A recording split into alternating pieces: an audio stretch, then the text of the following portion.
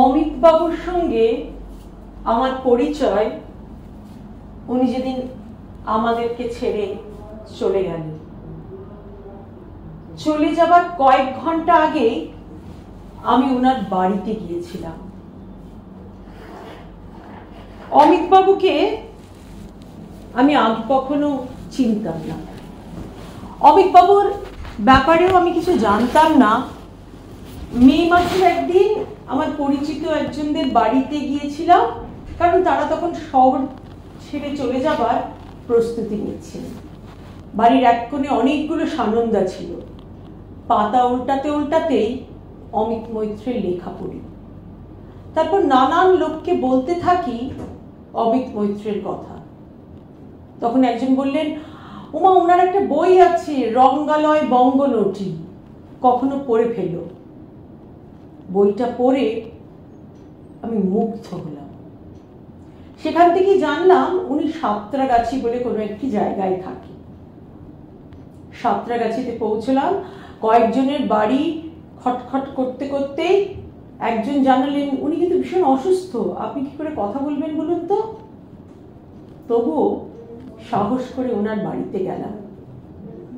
আমি যেহেতু ল কলেজের শিক্ষিকা, তাই পরবর্তীকালে আবার অনেক ছাত্রদের কাছে শুনেছি অমিতবাবু স্কুলে তাদের পড়িয়েছেন, নানান বিষয়ের উপরে আগ্রহ তৈরি করেছেন। তা অমিতবাবুর সাঁতরাগাছির বাড়িতে আমি প্রথম যেদিন গেলাম, সেদিন অমিতবাবু হাসপাতাল থেকে বাড়ি ফিরেছেন।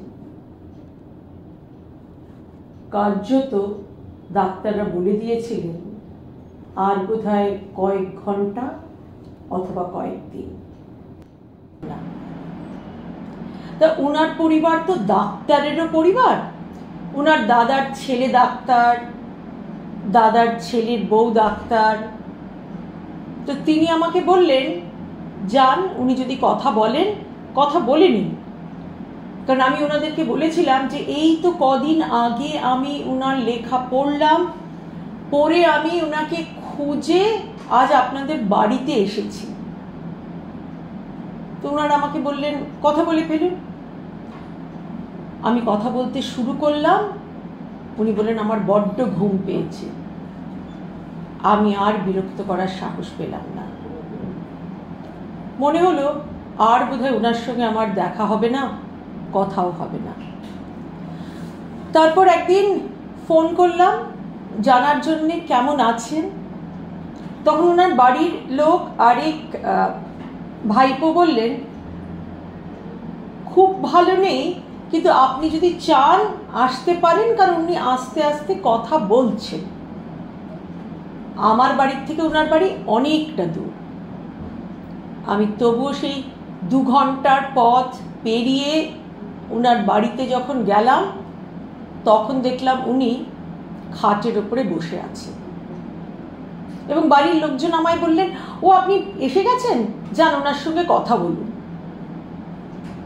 অমিত বাবুর সঙ্গে কথা বলে আমার একটা জিনিসই মনে হলো, যে এমন মাপের শিল্পী তৈরি হয় যখন তার বাড়ির লোকেদেরও সহযোগিতা থাকে। ওনার বাড়ির একটি মানুষ না, প্রথম আমি যেদিন গেছি আর শেষ যেদিন ওনার সঙ্গে আমার সাক্ষাৎ, এবং যেদিন উনি আমাদের সবাইকে ছেড়ে চলে গেলেন, কেউ আমাকে বাধা দিল না। হয়তোবা উনি এরকম করে তাদের সবাইকে তৈরি করেছেন, বা বাড়ির প্রতিটা মানুষের এমন উদারতা আছে বলেই উনি এমন মাপের শিল্পী হতে পেরেছেন। তা অমিতবাবুর ঘরে ঢুকলাম, সেখানে একজন নার্স, অমিতবাবু খাটের উপরে বসে।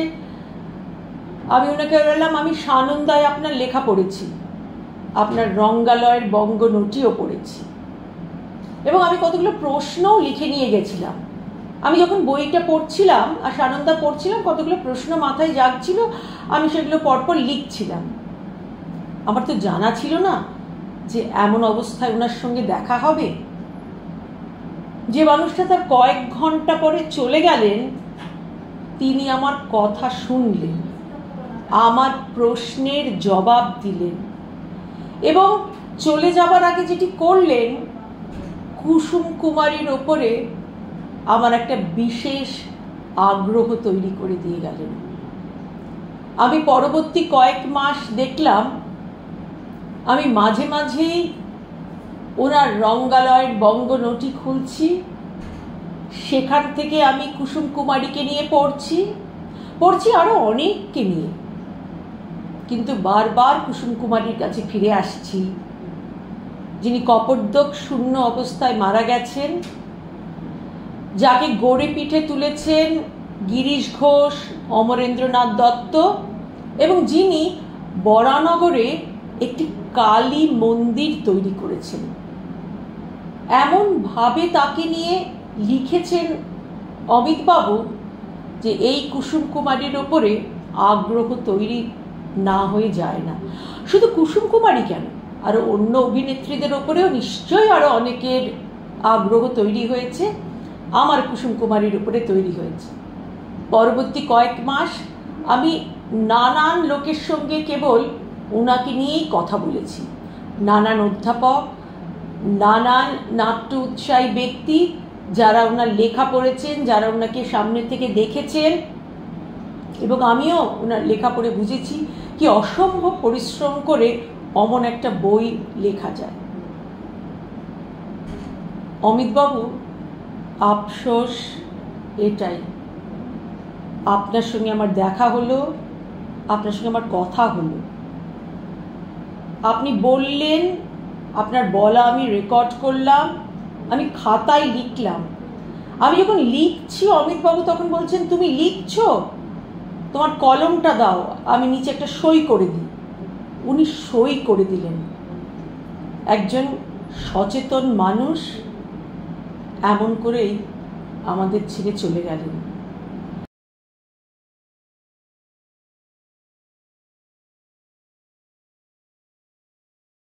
কথা জানতে হচ্ছে। কুসুম কুমারী দেবী, কুসুম কুমারী, হ্যাঁ, কুসুম কুমারী মারা যাওয়ার পরে হ্যাঁ, একটা কবিতা লেখা হয়েছিল ওর মৃত্যুর সময়।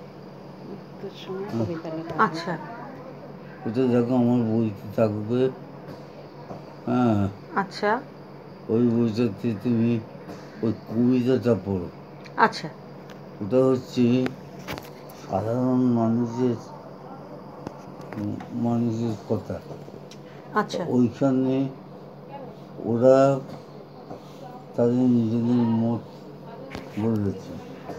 আচ্ছা, হ্যাঁ, আচ্ছা, ওইটাতে তুমি পেতে পারবে যে আমজনতার যে ধারণা, হ্যাঁ,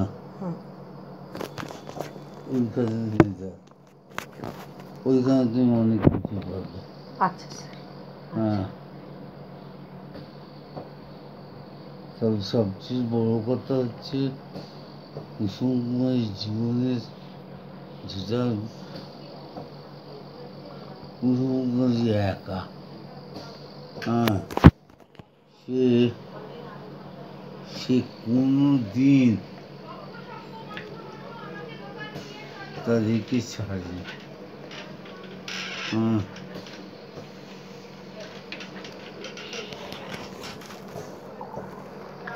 আবার মন্দিরও তৈরি করেছেন। হ্যাঁ, ওইটা পেতে পারো, আর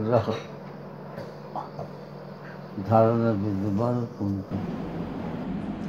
এমন অদ্ভুত জিনিস কতজনের সঙ্গে হয়েছে আমি জানি না, কিন্তু এই অভিজ্ঞতা আমার খুব নিজস্ব অভিজ্ঞতা। এই অভিজ্ঞতাকে আমি আশীর্বাদ বলবো নাকি আফসোস বলবো আমি জানি না।